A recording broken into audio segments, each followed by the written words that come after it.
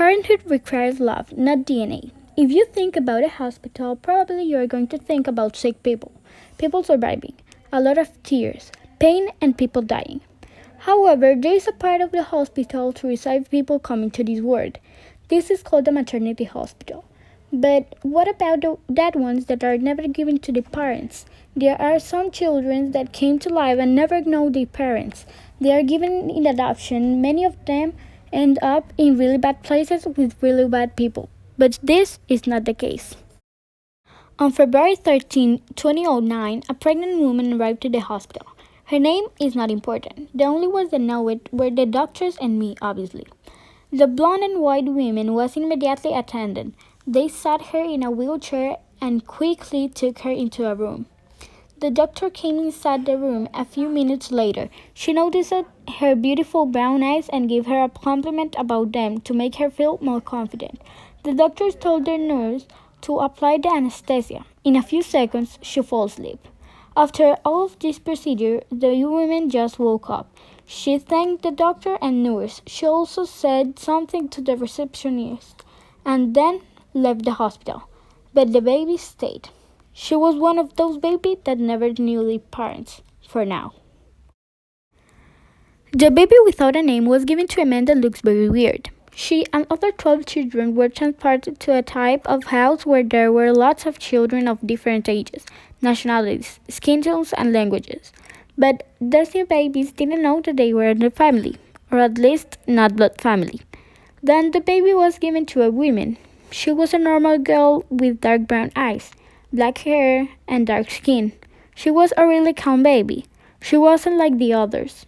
After a few months, the women started giving new names to the children. When they were going to choose her name, they started discussing. At the end, they chose Gabriela. Gabriela was a really curious girl that really liked to search for mysteries at the house. On her birthdays, her friends do a treasure hunt for her and 6 other children who celebrate their birthdays that same day. The only problem is that they are not allowed to do this activity, so they did it in secret.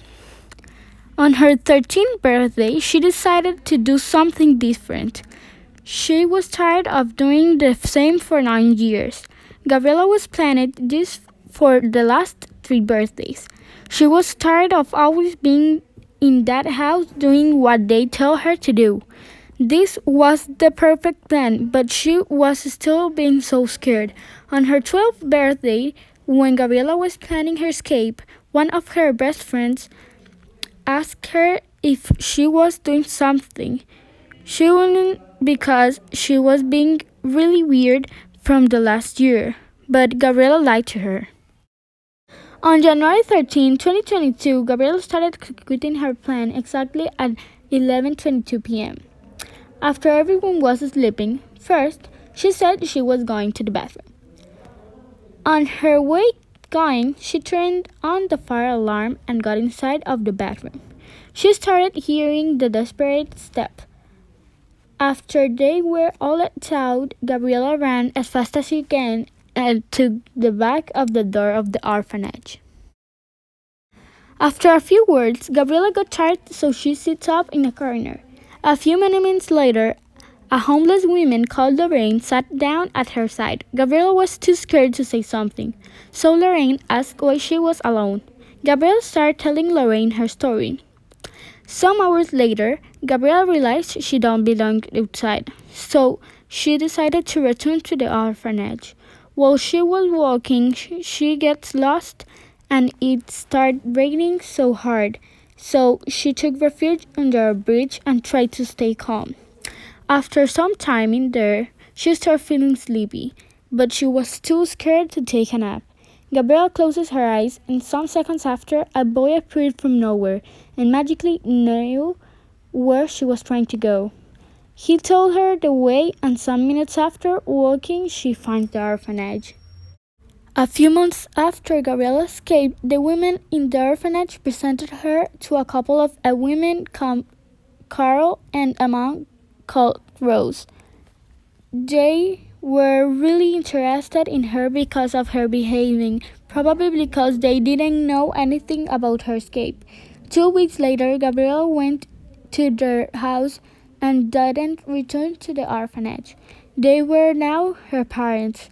After some days with them, Gabriela started noticing their obsession with the order and good behavior. They were really strict. One day, Gabriela decided to go outside to search some insects and see if she can find something else. Carol came outside and yelled really hard to her. She brought her inside of the house and started complaining about what they had said about her before they selected her. Gabrielle didn't know that the women gave her to her parents didn't tell anything about her escape. Rose got tired of Gabriella because she wasn't answering their questions. Carol and Rose grabbed her from her arms and threw her into the basement.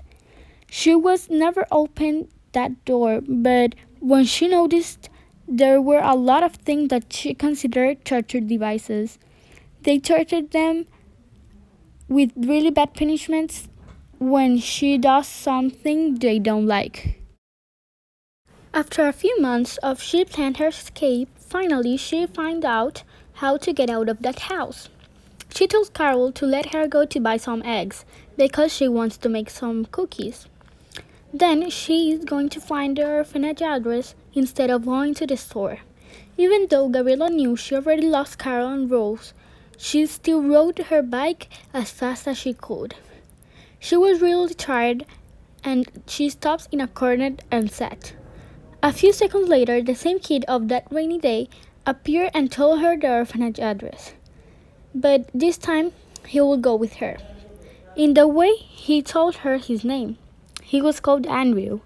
After some hours of walking, even though they feel like they were some minutes, they arrived at the orphanage and the women received the new boy. After some days, other families were interested in Gabriela. They were very kind and looked so trustworthy. The only problem is that Gabriela wouldn't go anywhere without Andrew. Hopefully, the family decided to stay with both of them. They started everything and in 5 days they were at their new home. They were so happy together. But one day, this family received a call from the orphanage. It was for Gabriela. She picked up the phone and answered the call. It was her mom, her real mom. To clarify, they told her that she was dead. Gabriela got angry because of that and hung up the phone. After that, Gabriela never knew about her mom. When Gabriela was going to graduate, Andrew told her a secret. He said he and the homeless woman were not humans. He was her protecting angel, her dad. And the woman was a lost spirit that just tried to do something nice for her. Gabriela was so happy because she felt complete. That was the best day in her life.